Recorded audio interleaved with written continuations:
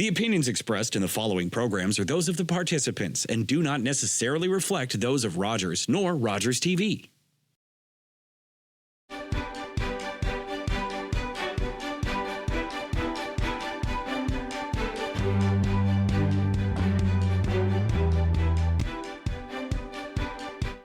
Hi, and welcome to Politically Speaking. I'm David Shearman. My guests today are Jane Thomson, who is the chair of the Bluewater District School Board, and Lori Wilder, who is director of education. And we're going to go back to school. I think the last time I talked to you, we did a little round of Alice Cooper's School's Out for Summer. But we're back, and it's snowing, at least today. So, hey, what better time to talk about school than on No, it's not a snow day, is it, Lori? No, thank goodness it is not. Just a little skip of snow. So we're good. The buses all ran. Yes. Now, just out of curiosity, Lori, what happens when school, it's the consortium that makes the decision to run buses or not? Yes, it's really the individual bus companies make the decision if their buses can run or not, which is good with an area as geographically large as we are in Bluewater District School Board. It's probably best that the bus companies make that decision to run or not. And then we will we communicate as quickly as we can with families if that is the case. So it's just as I mentioned, it's handled differently up in Lions Head as it may be down in the Dundalk area, depending on the day. For sure. And when the school board or the bus drivers, when the bus companies make those decisions, it's a lot easier. I remember many years ago talking to the district superintendent or the head of the education system on Prince Edward Island, and he had to be up at 6 o'clock every morning because he had to make that call. So imagine that for a whole province. So. Interestingly, we are still up early on those days just because sometimes the consultation has to occur depending how significant the storm is. It might be that school would be closed. We try not to do that at all. But anyway, but yes, different decisions. We're up early on those days just to make sure we get students to school. Okay. Well, Jane, we got you back. You disappeared there for a moment. So, and you're back. It's the snow. We jinxed it. Oh, yes. We were talking just before we started the show. We were talking about how wonderful these internet connections were. And all of a sudden, boop. It was a really long introduction on my end. So. Well, let's talk a bit about what happened over the summer, because we had summer school, and I know I think the students were here at OSDSS, if I'm not mistaken, because I saw a lot of kids walking through the neighborhood. Yes, you're absolutely right. We had a really successful summer programming, and it did go beyond even the secondary summer school. So that you're correct, Dave, that was offered at OSDSS, but we also had a virtual option, which many students took the opportunity. It just would help them not having to get there in the mornings, and they could sit in front of their computer and do the course. So incredibly, we offered 645 credits this summer, which is more than 200 credits earned in 2022. So when you talk about student success, that's a real success point for us. We also belong to an Ontario e-learning consortium. So if we weren't offering a certain course in summer school, students would have the opportunity to take a course through the consortium that might be offered by another board. And similarly, they could join us in our board for courses that may not be offered at their end. So we had the secondary summer school, very successful. We also offered an elementary summer school. And that was our grade 7 and 8 students had an opportunity to participate in math camp and or literacy camp. And that was also held at OSDSS. So it's great for them to enhance their skills, for some of the grade 8s to prepare them for secondary school. As well, we had summer learning program, which was offered in 4 of our elementary schools, and that helps students build again on their literacy and numeracy skills in the primary and junior grades. So that is one for some of our at-risk or vulnerable children. And again, it was really successful, where teachers provide a lot of support to the students in different areas. And there's a recreational component to that as well. So it's not just all learning, it's lots of fun. And the last program I just wanted to highlight was our Landing Success program. And we offer that in partnership with Saugeen First Nation. And this is actually held at the youth center there at Saugeen First Nation. And this is the second year we've offered this. And this is for students in grade 8 and 9, and they get a reach ahead credit. So they get a secondary school credit. And it is for students who identify as Indigenous. And it has been really successful and one that we hope to continue. So overall, really successful summer, great way to support our students. And one of the things I do know that is that our Indigenous communities have challenges with high school graduation rates for a whole bunch of reasons. But it's good to hear that you're able to do the education in the community, in the context of the community, which is so critically important to our Indigenous communities and our Indigenous students. And you're absolutely right. And in that, we did a whole student approach where we looked at mindfulness, mental health, and the connection to the culture and the community were really emphasized along with the learning. So exactly as you highlighted, it's a great program. Well, that's very good to hear. Very good to hear. And you actually answered a question I was in the back of my mind. I saw a lot of younger students, around OSDSS. It sounds like that they were part of that elementary upgrading or program that was going on too. And was this brought in because of kind of like a COVID, dare I say it, a COVID catch-up? No, we actually pre-COVID, we offered a similar program for our elementary students. So it's one that we've continued to offer. Okay. All right. Now, I always get a chuckle out of some of the titles of legislation because, anyway, the one I wanted to ask you about was the Better Schools and Student Outcomes Act. What's that about? Decipher that for us, Laurie. Well, it's something, it has a lot of components to it, actually. And the one that we're most interested in is it's a new plan called the Student Achievement Plan. And so the government has introduced this to us. And we're really fortunate in Bluewater because I would say that the multi-year strategic plan that our trustees have developed already aligns greatly with what is outlined in this and what the requirements are. So, for example, in that, the government has outlined some provincial priorities. Those are achievement of learning outcomes in core academic subjects, preparations of students for future success, and student engagement and well-being. And our multi-year strategic plan also aligns greatly with that. So they've outlined this, and then they've made some expectations of boards. One of them is around a student achievement plan. In that student achievement plan, there are 11 indicators, and they focus on achievement scores based on EQAO scores, graduation rates, attendance rates, suspension rates. They also ask how many students are aware of mental health supports, what's the percentage? They ask how many students are taking a grade 11 or 12 math or science course. How many students are involved in courses that prepare them for future success, like an Ontario Youth Apprenticeship Program or a specialist high skills major course, dual credit, those kinds of things. So lots of indicators, 11 that we have to report on. So for me, that is probably the biggest part as I see for the Bill 98 and the Better Students and School Outcomes Act. There are other parts.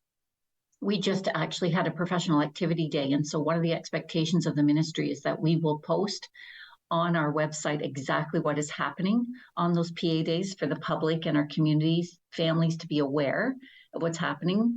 So that was another part. There's pieces around school mental health. So they updated some of our policy program memorandums that we received from the ministry around student mental health, things like community involvement for a graduation requirement. Our students are now in grade 8 able to, in the summer of grade 8, start their community service hours, their 40 hours, as before they were had to wait till they entered secondary school. So I'd say overall, it's good for kids, good for our students. It's a focus when I look at their student achievement plan. It's a focus we've had all along here in Bluewater. So for us, it's not new. I think it's just more highlighting for families that these are the ministry priorities, and it's a real focus on the student achievement pieces of that. It's interesting you say that the government has mandated what PA days street teachers are doing on PA days. I had to chuckle because there was in social media, there was a big to-do around the last PA day where people, what's going on at the Bayshore? Oh, What's going on at the Bayshore? And someone said, yeah, it's PA day. The teachers are all gathered there. Somebody didn't get the memo, I guess, or they didn't have kids in school. But that kind of thing, I think, stands us well because we know our teachers are there, and you know, this is part of their job. That it ain't fluff. You know, they're not sitting watching the attack go through a training session. yeah. No, and in fact, one of our speakers, Dr. Hannah Beach, she talked about trauma-informed education. Oh. Absolutely amazing. And she talked about emotional health in our schools, and it's just phenomenal, the conversations that she had with teachers. But around the Bayshore, she did laugh. She said there's nothing more Canadian than hosting a professional activity day for our educators in an arena setting. So we're really we're fortunate that we have that resource locally because for us, we do have, for example, the auditorium. They still call it the OSCVI auditorium, but it still wouldn't host all of our educators. So that's why we thought it's really nice to get everybody in one space, one time to hear the speakers. We had Dr. Hannah Beach in the morning, and then we had Dr. Andrew Campbell in the afternoon. And he talked about cultivating and sustaining intentional spaces of belonging in schools. So it was really about how we ensure our students feel like they belong. That's really interesting because the idea that kids belong to a school, that youth belong to a school is something, we used to call it school spirit. Yes. But I'm surprised that it has maybe dropped off the radar because you know, we used to went out and cheered for our sports teams, and we were involved in various special programs. I remember when I was in high school, I happened to be equipment manager for the football team. They couldn't get me on the field, but I helped the equipment. But darn it, we won the regional championships, and I was proud to wear my jacket that I was awarded because I was a part of the team. And that sense of belonging is absolutely, I believe, essential because we become part of that larger whole. So maybe it's just coming full circle. I don't know. Well, and that's what Dr. Campbell talked about. Is he asked educators to reflect on how they are creating a culture and climate that makes students have a genuine sense of belonging. The inclusionary practices. How do students see them represented in the space in which they're learning? So our Indigenous students, for example, are they seeing themselves represented? And that's just one example. So he had just helped people kind of reflect on their practices, what's happening in their schools, and how we can always do better. So it's about what kinds of things can we introduce or how can we do better in regards to a sense of belonging for our students. Well, just let me pass on a comment. OSDSS had a Take Back the Night a week ago. Yes. From our taping day. And I was talking, I'm trying to think, it was just before that, I was talking to one of the people who started the first Take Back the Night here in Owen Sound. Mm-hmm. And the person said to me, I am so pleased because I thought we would lose it. But I'm so pleased to see our students are taking up Take Back the Night because it matters. It's important, and that kind of programming. And I looked at it, and I saw the announcement. I thought, hey, this is cool. This is good. And I think there's a number of efforts across our community where our students are picking up the work that's been done by elders, by people who have gone before and said, yeah, we got this. Climate action is another one. You know, we got this. We're going to do something about this, and we want to make our voices heard. So kudos to the school, and kudos to the students, and kudos to those who mentored them to doing this, because it's noticed. It's noticed by people who matter. So that's good. Good to hear. Thanks for that comment. That was a leadership class at OSDSS who organized that.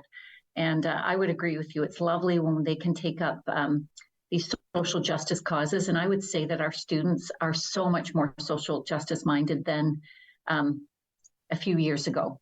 And you mentioned the two, like even the climate change, I know, and our educators are very passionate about it too, because as you mentioned, it takes our educators to support students in this regard. So thanks for mentioning that one, David. Absolutely. Well, from cultural stuff to math, the government is insisting on mathematics, I guess. Don't worry, Jane, we're going to come to you in a moment. Yeah, not to worry. I was just going to say, with respect, it kind of fits with the math and the student achievement. Okay. These things, when you read the documents, you think we've been doing that all along.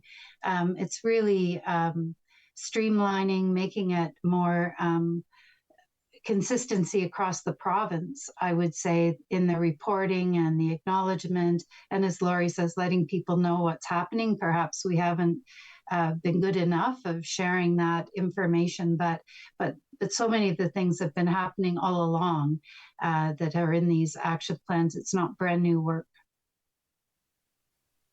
Well, we won't talk about reinventing the wheel, but it's nice to hear that these things, it's a matter of, instead of going, oh my goodness, it's new. Well, yeah, we've been doing that, but it's just a new name or some tweaking we have to do. And I'm sure that's always a good thing. So this mathematics achievement plan, what's that all about? So that too is new from the ministry, but not new. So because we've been focusing on math, but I think the ministry's intention is just to make sure it's highlighted, because across the province, our math results are not strong.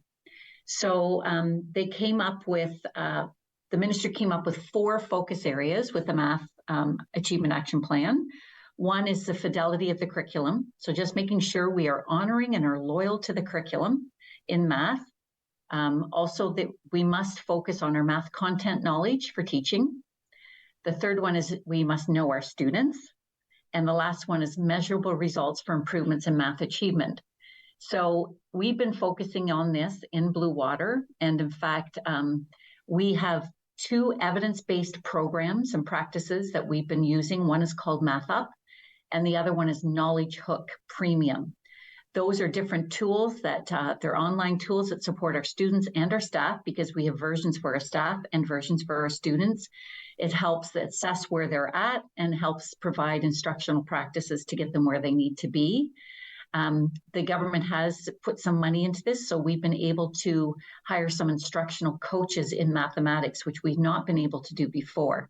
So their job is to go around to support our teachers because they are deemed to be more experts in delivering math instruction. So we have an obligation to monitor this plan and report back to the ministry. They're asking for a lot of report back to the ministry. So it's, again, nothing that we haven't been doing, but it certainly is a focus and needs to be a focus. And we're doing our best to support math instruction in Bluewater. Good. Well, I have to confess, I actually got out of grade 13 without taking a math credit. All through high school? Oh, no, not all through high school. Oh, just in grade 13. Just grade 13. There was I wouldn't say it was a loophole. Oh, yeah. It was quite possible back in the day, back in the good old days. Yes. to leave high school without taking a grade 13 math credit. Mm-hmm. It was those were very different times. And I have to wonder, when I hear talking about these math programs, I wonder how I would do in these new systems, because I know my own style of learning, but the funny part was I learned a lot more about math and machine shop than I did in drafting than I did in math class. But that was just me. Anyway, it's a different day and a different era, and let's hope our youth, our young people, are able to get on, because math is so critically important. So critically important. Absolutely. Laurie, what's happening at Beavercrest Community School? This is becoming another Markdale Hospital. No, I'll no let seriousness. I have these ongoing conversations with yourselves, with well, it was Bill Walker, and now it's Rick Byers. Okay, what's happening with Beavercrest School? I will let Jane take that one. I think we're at a pretty exciting place. If you were to go to Beavercrest School and look behind the big pile of dirt, you will see lots of progress happening. We had a groundbreaking back in July, the beginning of July. But even at that point, you could see some of the infrastructure taking shape. I have not taken a peek behind that pile of dirt in a little while, but I suspect there's been quite some changes since I saw it. So now that there are shovels in the ground, it is moving forward. And I agree, people in Markdale have been very patient with the hospital, and the school took a long time to get to this point.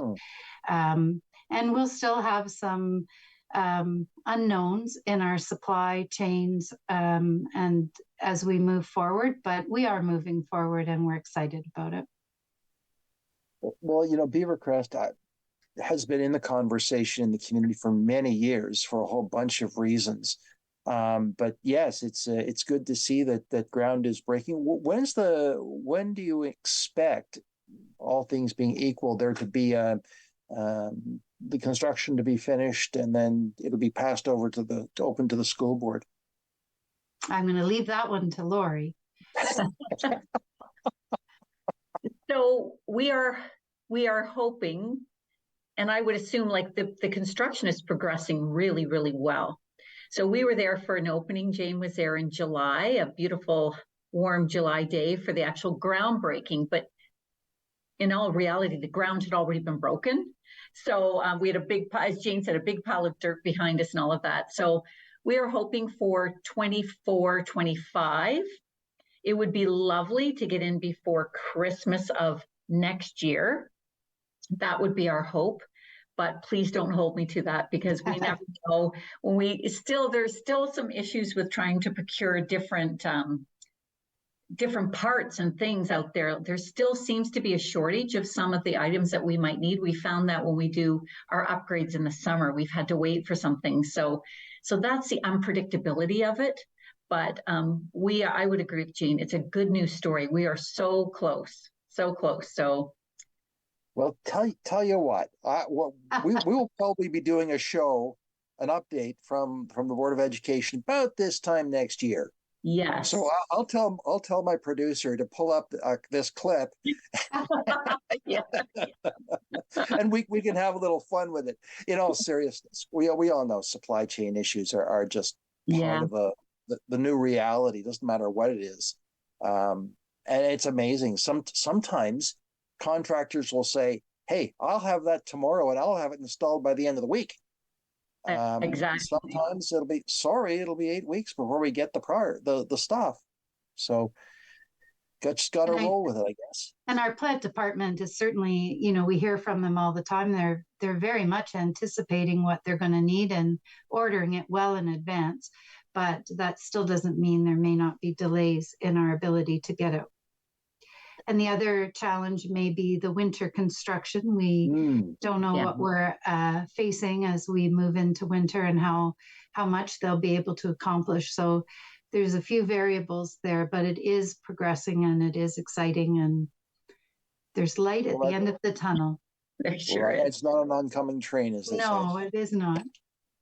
Well, there's another project going on, and that's Kincardine District Senior School. What's going on there? Well, I think they're in the patient phase. We're still working on the infrastructure pieces of that. So until all of that background work happens, the land is acquired, the infrastructure that is required is done. We're not to the shovels in the ground stage. So I'm sure for the people that are anxious for a new school in Kincardine, that feels very frustrating, but it's really important, challenging, complicated work that's happening now. And it is work that is happening now, but it isn't the shovels in the ground exciting part. Right. Which leads me to another question about Southgate and the school there. I remember in a previous show, I was talking to Brian Milne, who's the warden, but also the mayor of Southgate, and he mentioned that the developer is building 200 homes a year in Dundalk. Mm-hmm. What's that? What impact is that having on the school system in Southgate? Surely I mean, if 200 new homes are being built every year and being added to the population, surely the school is exploding. Very much so. And it's been on our radar for quite a while to have a replacement school built there. The challenge is getting approval. So we're putting in another plan, a case submission for capital funding for that. Those plans the applications are being accepted. The minister was telling us the other day on our chair's call that there are a lot of applications coming in, of course. So it will be some time before they sort through all of them and decide who is successful. But we certainly are very hopeful that we are. And I'm quite sure that if you are not successful, you'll just go back and refine the plan and the proposal and apply next year, or anytime the government opens the gates for new proposals, because that when you think about it, that's phenomenal. That's the word gobsmacked comes to mind. Well, we're managing down there, but you're right. We've put this forward as a capital priority before. We've submitted to the ministry before and weren't successful. So I hope that serves us well when we're applying again, because we are in serious need of a bigger school down there. So anyway, we've been working on it. That's, as Jane said, it's been a focus for quite some time for the trustees. Good. And before we close off the property conversation, I wanted to ask you about the former Georgian Bay Community School field, track and the football field or track area. There was a proposal which was brought forward by Meaford and to the county, and the county said, "Yeah, let's do it." And then then reality hit, which is basically that I gather that the school board has to put it on the market and accept market price. You can't give it away. You can't lease it. You got to do a market price, sell it at market value. Is that right? Correct. So where is that? Where is that proposal now? Is it gone? Have you gone back to the ministry, or is it just sort of gone into limbo, or what?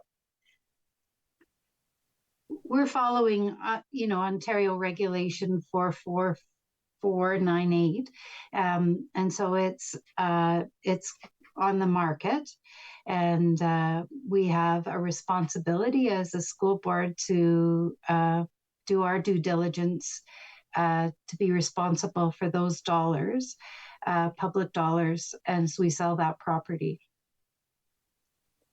I thought it was. Sorry, Jane. Go ahead.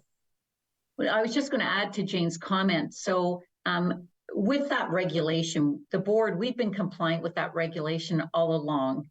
And I know that sometimes the public has a different thought on how things can work, but we must, as a Board of Education, we have to be compliant with that regulation. And so the Ministry of Ed has provided us approval to move to public sale. So we're currently in that process. That's where we're sitting right now. But I know there were some articles that talked about other uses for that property, but please know that even when we move to public sale and whatever happens, those funds are reinvested into public education. So it's still supporting our people, our local people and students within the Meaford area. So I thought it was most intriguing, and I think it was, again, the warden who made this point, if not, it was Mayor Kentner, that property was purchased by tax dollars, and to move it into a use such as housing, the county would have to purchase it with more tax dollars. And so all of a sudden, he's simply drawing the point is why are we spending tax dollars again for something that is basically a piece of property that is owned by the people? And it's an interesting argument. I'm not asking you to agree or disagree, but I think that's an interesting argument that a different perspective than what the regulations require you to do. And who knows where this will go. I look forward to hearing from. This is going to be an ongoing issue again. So we'll just wait and see. We'll just wait and see. Now, Bayview is a good example of a repurposed school, which was purchased by the hospital. Yes. We'll go there. But the repurposing is just about complete. So my kids went to Bayview, so I've got a bit of a soft spot for it. But it's good to see that we haven't lost it as an asset to the community. Yes. So, good point. And with that, we have to take a break because Rogers wants to say something. So we will do that. I'm David Shearman. This is Politically Speaking, and we will be right back.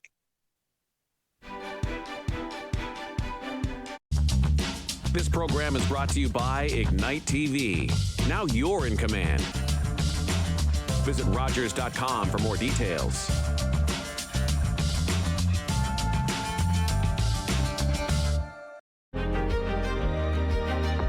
You're watching Rogers TV.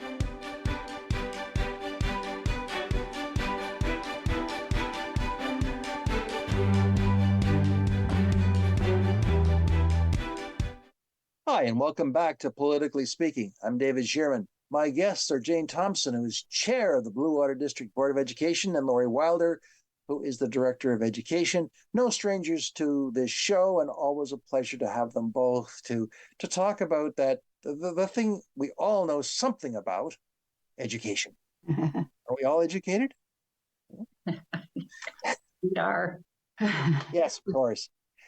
One of the things that I noticed in the Bluewater District School Board this fall was that you were participants with the Terry Fox Run, and that took on a real profile this year. But when I started to do a little digging, the Bluewater District School Board has, since it started participating in the Terry Fox Run, raised $950,000. Isn't that incredible? I know we recently received a plaque from the foundation recognizing that amount that has been raised here with our students and staff and families. Like, it's incredible. We estimate next year that we would reach the $1 million milestone, but it is incredible. And really, you have to go back and really honor Terry Fox for even starting this amazing foundation and fundraising that has been done over the years for such a significant disease that impacts so many families. So it's been long-standing for us, as you can tell. We've been donating, and schools have been running events to support the Terry Fox Day. And wow, I too was stunned when I saw that figure. Well, I think it shows that people are aware of Terry Fox. I know both of you are too young to remember him in person, but I did see him in person. Oh, yes, thank you. Well, honestly, I was living in New Brunswick at the time, and he came through the town that I was living in. And this was before things got really big when he hit basically Montreal. And here he was. There was an RCMP car in front with his lights flashing. There was Terry, and then the big camper that he had, and I think another vehicle behind. But that was it, and it was pouring rain. It was early mid-May, and it was just pouring rain. And I thought, if that's your goal, go for it. But my golly, that was quite a struggle. He had that unusual sort of limp step, which is kind of his trademark. So, yeah, it's. I think it's a cause that's also close to Canadians. So it's good for Bluewater to do something with that and run with it. Wouldn't it be cool to find students who participated in the first Terry Fox days? But I'm sure they're out there. And just to have them, when you break 1 million, I was there when we began it. There's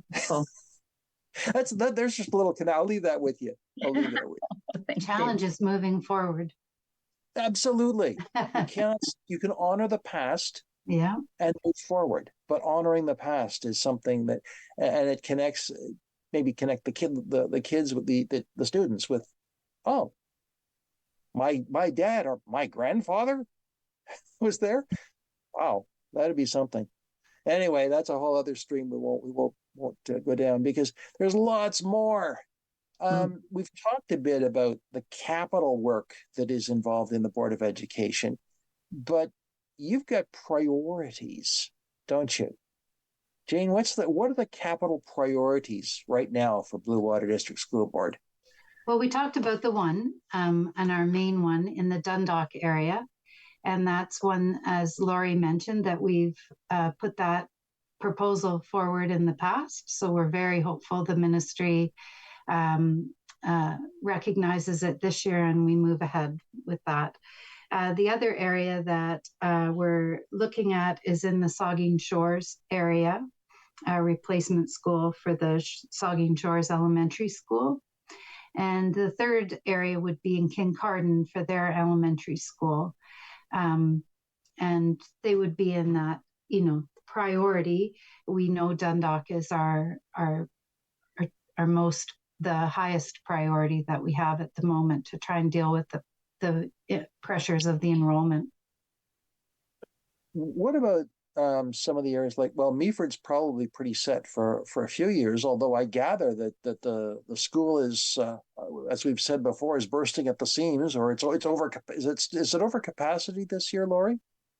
Yes, we've had to bring some portables in, and I know we've talked about this too on this show. Just we were really shocked after COVID that we had such an influx of students. We had 100 more students show up at the new Georgian Bay School than we had projected, which is rare. Our projections are usually really accurate.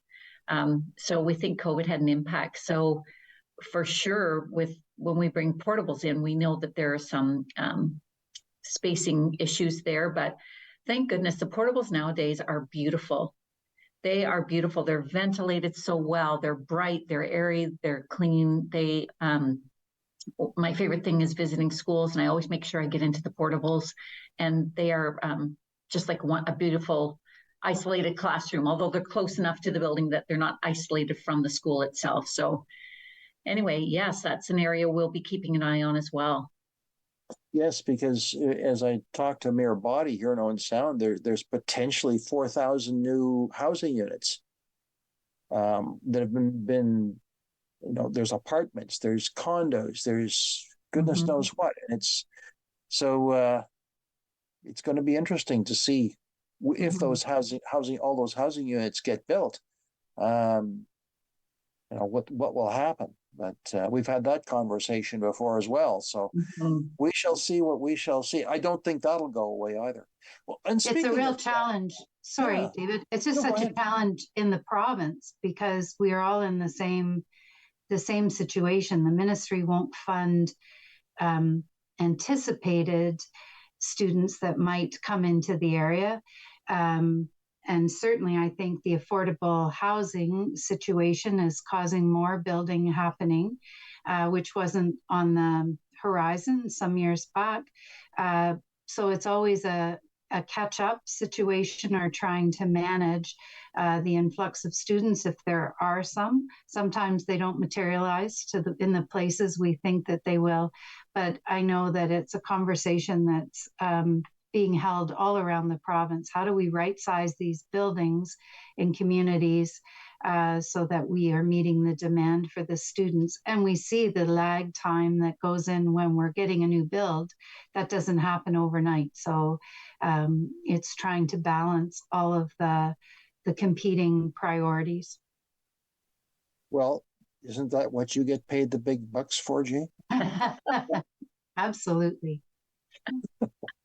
My tongue is firmly in cheek because I happen to know what school trustees are paid, and it's you don't get the big, not in this district. You don't get big bucks. That's for darn sure. No, but you have to make very complex decisions sometimes. And some of those are outside of our hands, to be honest. True. I mean, that's a ministry decision. We do our best with our staff to do the projections with our municipal partners, but certainly a trustee doesn't get to decide. I wish, maybe we would, maybe I wouldn't have the expertise to do that at all, but it is a complicated problem. Sure.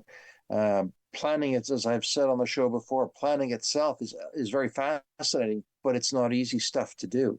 Mm-hmm. And in your field, it's just an extension of the planning process. And you have your own hoops to jump through and regulations to meet and bureaucracy to respond to, as we've talked about before. But let's look at a real successful thing that we've talked about before, and that's the St. Edmunds Public School and Egremont School's childcare facilities.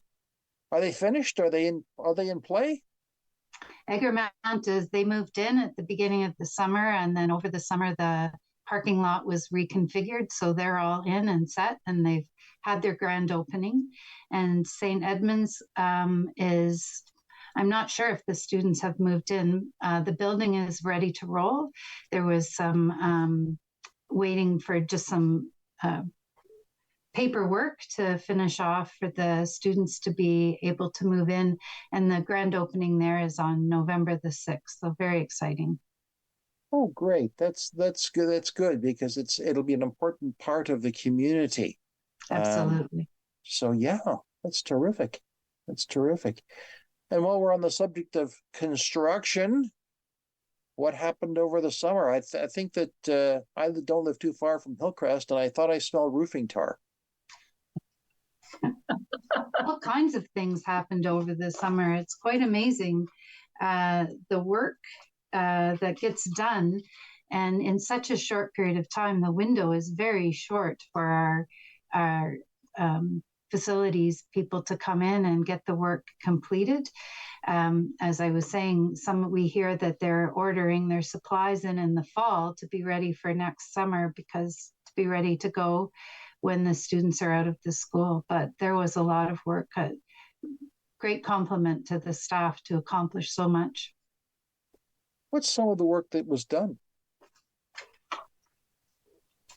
I can tell you there was some extra work done on Saugeen District School, phase 1, and there was a phase 2 completed with Hillcrest, which is your tar, I guess.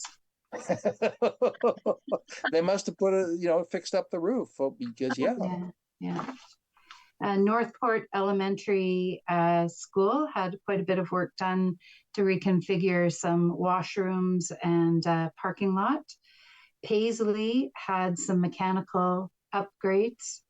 Amabel Sauble had a roof replacement. GC Houston had resurfacing of their play area and portions of their parking lot. Bruce Peninsula District School had some electrical upgrades. Ripley Huron, an accessible washroom and some renovation of storage and parking lot reconfiguration. And Grey Highlands had asphalt replacement. Lots So of it work. sounds and when you start talking about things like asphalt and roofing, that stuff is the ticket's pretty high for that stuff. Any idea what the total amount for the work that was done this summer? How expensive? Well, not how expensive, but what the bill was in terms of dollars. For a capital renewer, it was $10,434. And for the additional, so the smaller capital renewer, the roofing was $678,000. So and all of that's you tender it, and those are mostly local companies that do the tender for it. So it's money that stays in the economy. Mm.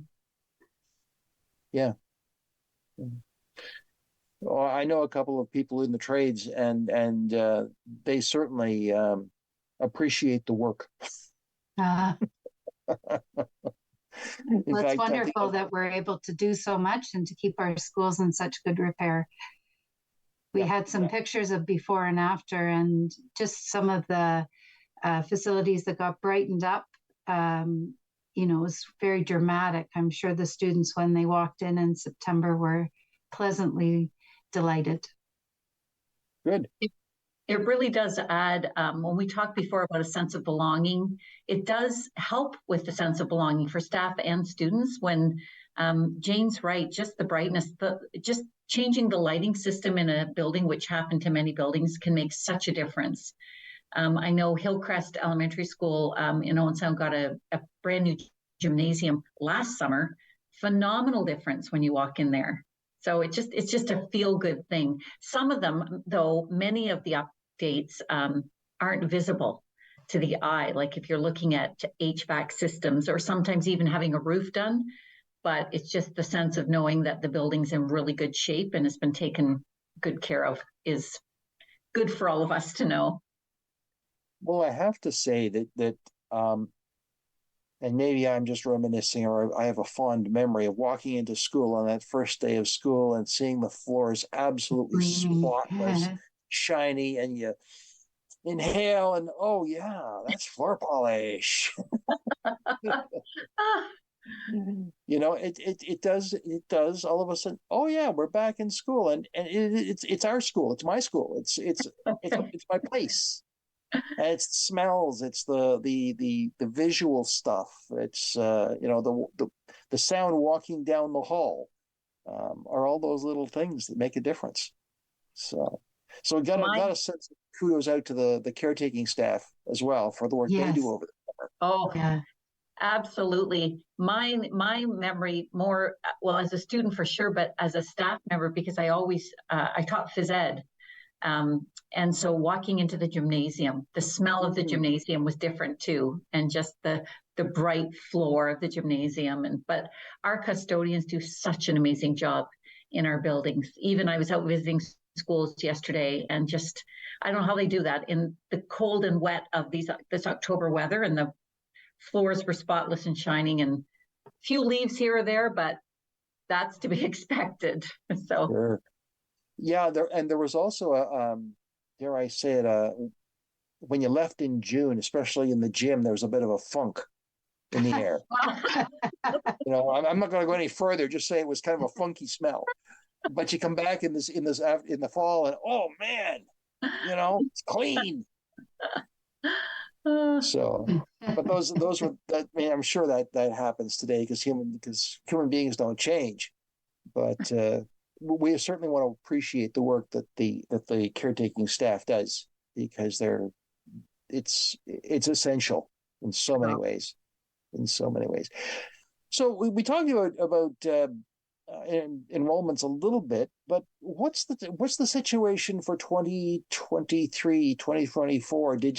Were your expectations met, or did you have to find some more portables to cram the kids into? Our projections were really pretty accurate, and thankfully, our enrollment has been increasing the last few years. So we, compared to last year at this time, we have approximately 360 more full-time equivalent students enrolled. So that's really good news. Although today is actual a huge count date for our board and across the province. October 31st is a big count date. So we'll see those numbers can range a bit, but we're almost at 18,500 students. So that is phenomenal. We're very, very happy with that because, of course, the way the ministry does it, all of our funding is tied to student enrollment. So we're really happy to see our enrollment sitting where it is. You said there was an increase of over 300 students. Is that correct? Did I hear you say you correctly? Yes. So when we did our enrollment count in September, it was 360 since compared to last year. But that was a September count. Now we'll do that number of 360 was based on October 31st, 2022. So we'll do a more accurate comparison once we get the enrollment in today to see where we sit. Which leads me to ask, what do you attribute the increase to? We're post-COVID. People in fact, I know people who have moved back to the city. What do you ascribe the increase to? That is a good question. I mean, I'm sure research has been done just on the amount of children that families are having, perhaps. Maybe it's increased. I don't know. I think we are, as we talked about, like housing, people are really moving up into the Grey and Bruce areas. Beautiful area to be, but I think our housing overall is still less expensive than the GTA and or London areas. So it's attractive that way. I know with the expansion of things that are going on in Bruce Power and all of the contracts that are there, it's attracting people to this area as well. So I think there's, a few reasons that perhaps it's increased for us, but we're just welcoming the increase for sure. Mm-hmm. Mm-hmm. Are you seeing a number of students who are recent immigrants in the Bluewater board, or is that pretty much confined to much more urban areas? Oh, I would say we definitely, our diversity has increased a lot. That would include immigrants coming to the area. So yes, for sure, we are seeing that. And that's, again, when we talk about sense of belonging, it's so important that the diversity is represented within our buildings for our students. Sure. It's interesting because the government is certainly pushing the fact that we are increasing immigration in this province and in this country. And you wonder, well, where does it land locally? And if I'm hearing you correctly, we're just the same. People are, immigrants are showing up, and the kids are coming to school. They are. It's a matter of retaining them, though, because I know sometimes culturally they don't see themselves represented in the communities, whereas the GTA area might provide more of that for them, more of a community. So I think we, as a society here and up in Grey and Bruce, we have to really maybe focus on how we can better provide community for folks that are coming here. Sure. It's we all belong. Absolutely. Someone said recently, we all belong. We're all part of this, and we have to go the second mile to help people belong, be a part of this community to the best of our ability, I guess. So there were two other things I wanted to ask you about. One of which actually came up in another conversation I had, and that's the school meal programs. I was astonished, and I have to say absolutely astonished to read on the board webpage that you served over 3 million meals last year.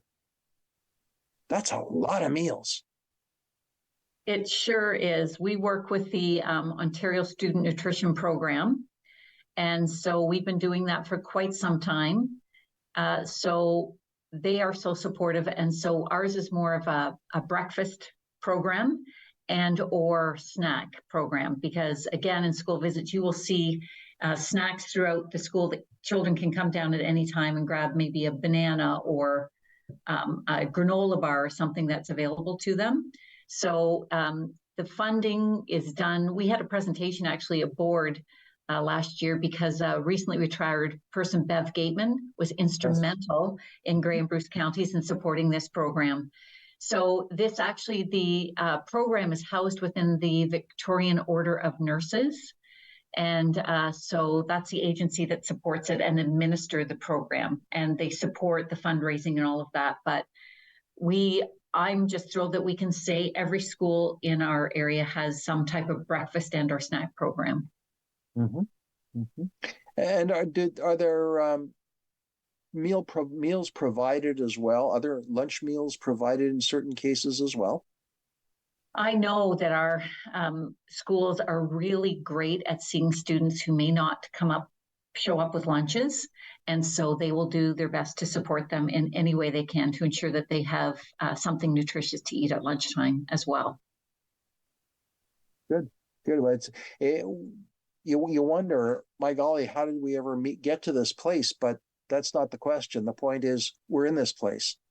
Absolutely. And what can we do to make sure that students have something to eat? Because it does improve learning. I was just going to add to that, if any of your listeners are interested in assisting, schools would take donations financially, or they can call to find out about what kinds of food could be donated, because it is a real challenge to meet the cost demand of the students that might need it. And I know in the lunch area, the teachers in many schools are going out of bending over backwards to try and help students that may need other support. So I think it can be something that if a community member was wondering how they might be of assistance, that is an area. Right. And I know that one of the trustees, Tracy Atkinson, is absolutely passionate about that. I know Tracy, absolutely. And she's absolutely that as a school trustee, that's critically near and dear to her heart. Absolutely. So it's an important program. We've got less than 2 minutes, but I wanted, can we quickly touch on labor negotiations? That you got a minute, go. Okay. So OSSTF teachers and education workers voted provincially to enter into voluntary interest binding arbitration. So what that means is they had until October 27th, I believe it was, to work with our local trustee association, OPSPA, and the Crown, known as the ministry, to come to a deal and to settle some items. Any items that weren't settled at a central level then would go to binding arbitration. As well, locally, we can negotiate anytime, which we're doing, but there are central items, local items. So we have until March 28th. 30 seconds. To do this. EBFO did not enter this process. So what that does from OSSTF, like secondary, with that too, they've agreed not to have any labor disruptions for this next contract period of 4 years. So they are handling it quite differently. Very differently. And on that note, Jane, Lori, thank you for being a part of Politically Speaking. It's always a pleasure. And friends, thank you for joining me. Yes, we'll talk again.